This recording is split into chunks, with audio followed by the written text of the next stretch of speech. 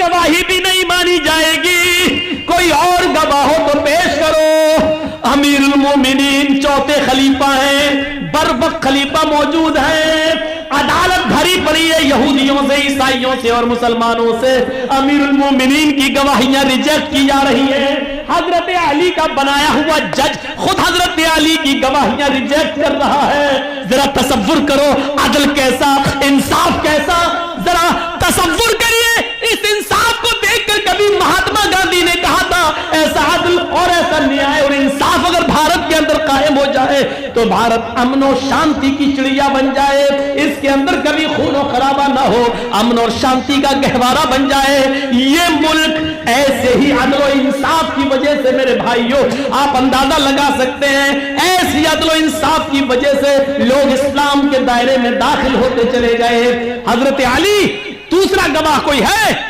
हजरत अली ने कहा काजी साहब अफसोस के साथ मुझे कहना पड़ रहा है कि मेरी दोनों गवाहियों को आपने रिजेक्ट कर दिया।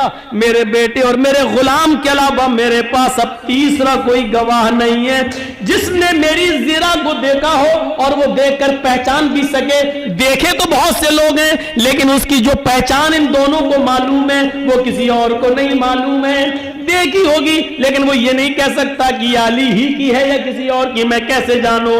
मेरे पास और कोई तीसरा गवाह नहीं है। जानते हो अब अदालत क्या फैसला सुनाती है? भरी अदालत में अमीरुल मोमिनीन के खिलाफ फैसला सुनाया जा रहा है। काजी शुरह कहते हैं आए यहूदी इस ज़िरा के मालिक तुम हो क्योंकि ये ज़िरा तुम्हारी है, तुम्हारे पास है और तुम अपने पास इसको रखते हो। हजरत अली इस ज़िरा को अपनी बता रहे थे लेकिन अली इस ज़िरा को अपनी बताने के लिए दो गवाह नहीं पेश कर सके हैं। लिहाजा इस ज़िरा को तुम्हें दिया जा रहा है, इस ज़िरा के मालिक तुम हो। जाओ आज के बाद ये ज़िरा तुमसे हजरत अली नहीं मांग सकते। यहूदी उस ज़िरा को उठाता है और दिखाता है और कहता है जज साहब, काजी साहब, आपने अपना फैसला सुना दिया है। मैं यही देखना चाहता था कि हजरत अली कहीं झूठे गवाह तो नहीं लाते हैं और यह देखना चाहता था कि हजरत अली का रौब और दबदबा देखते हुए कहीं आप गलत फैसला तो नहीं सुनाते हैं। आपने वही फैसला सुनाया जो कुरान कहता है, जो हदीस कहती है। लेकिन अब आप भी एक बात सुन लीजिए, आपने जो फैसला सुना दिया, अब इस ज़िरा का मालिक मैं हूं, लेकिन अब मेरा फैसला सुन लीजिए। हजरत अली बिल्कुल सच्चे हैं। ये ज़िरा दरवाजे के बाहर रखी थी और मैंने 6 महीना पहले ये ज़िरा उठाई थी और मैं लेके चला आया था और जानबूझकर 6 महीने के बाद मैं ये ज़िरा अली के सामने से लेकर गुजरा। देखें अली पहचानते हैं नहीं पहचानते, और पहचानते हैं तो जबरदस्ती तो नहीं छीनते, और मुकदमा दायर करते हैं तो देखता हूं फैसला क्या होता है। ये सब मैं आजमाने के लिए कर रहा था। आजमाइश में अली भी कामयाब, इस आजमाइश और इम्तिहान में अदालत भी कामयाब। लिहाजा इस कामयाब अदालत का फैसला और अली की ईमानदारी को देखते हुए अब मेरा फैसला यह है कि यह ज़िरा अली को दे रहा हो, और जिसने आपको और अली को यह फैसला करने पर और फैसला मानने पर मजबूर किया है उस मजहब से मैं भी अपना रिश्ता जोड़ रहा हूं। अशहदु अल्ला इलाहा इल्लल्लाह व अशहदु अन्ना मुहम्मदन अब्दुहु व रसूलुहु। ये कलमा पढ़कर वो यहूदी इस्लाम की आगोश में और इस्लाम की गोद में आ जाता है। मेरे भाइयों, ये अदल हुआ करते थे। वला यजरिमन्नकुम शनानु कौमिन अला अल्ला तादिलू। किसी कौम की दुश्मनी तुम्हें गलत फैसला करने पर मजबूर ना करे। अरे हम और आप हिंदू और मुसलमान के दरमियान क्या सच्चा फैसला करेंगे? अगर पंचायत गांव में ही हो जाए तो उधर भी हम कोई ना कोई तरीका ऐसा अपनाते हैं कि हमारी बात हमारे रिश्तेदार के फेवर में चली जाए, हमारे करीबी की फेवर में, करीब के फेवर में चली जाए। ये हमारे इंसाफ का तकाजा है।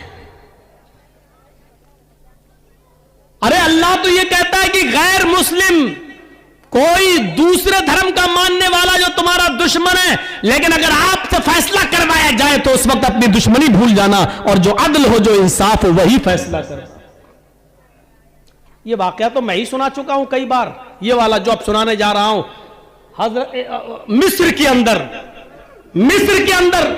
मिस्र के गवर्नर थे अमर इब्ने आस, और अमर इब्ने आस का बेटा घोड़े पर बैठा हुआ था और कहने लगा, है कोई जो घोड़ा मुझसे भी ज्यादा तेज रफ्तार चला सके, मुझसे अच्छा कोई घोड़ा दौड़ा सके। एक छोटा सा 12, 13, 14 साल का एक यहूदी का बच्चा उठता है और कहता है कि हां आओ दौड़ लगाते हैं, देखते हैं कौन अच्छा घोड़ा दौड़ाता है, कौन आगे निकलता है। हजरत अमर इब्ने आस, जिनको गवर्नर बनाया था हजरत उमर फारूक ने, उनका बेटा कहता आओ दौड़ लगा लो।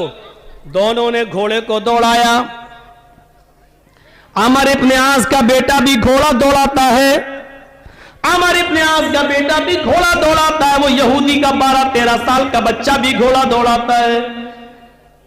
घोड़ा दौड़ाने में यहूदी का बच्चा माहिर निकलता है, एक्सपर्ट निकलता है, और वो किसी भी तरीके से अमर इब्ने आस के बच्चे को पछाड़ देता है और आगे निकल जाता है यहूदी का बच्चा, और आकर कहता है कि लो मैं जीत गया, मैंने अच्छा घोड़ा दौड़ाया। अमर इब्ने आस का बेटा आगे बढ़ता है और आगे बढ़ते ही उसके चेहरे पर एक थप्पड़ मार देता है। एक थप्पड़ किसको?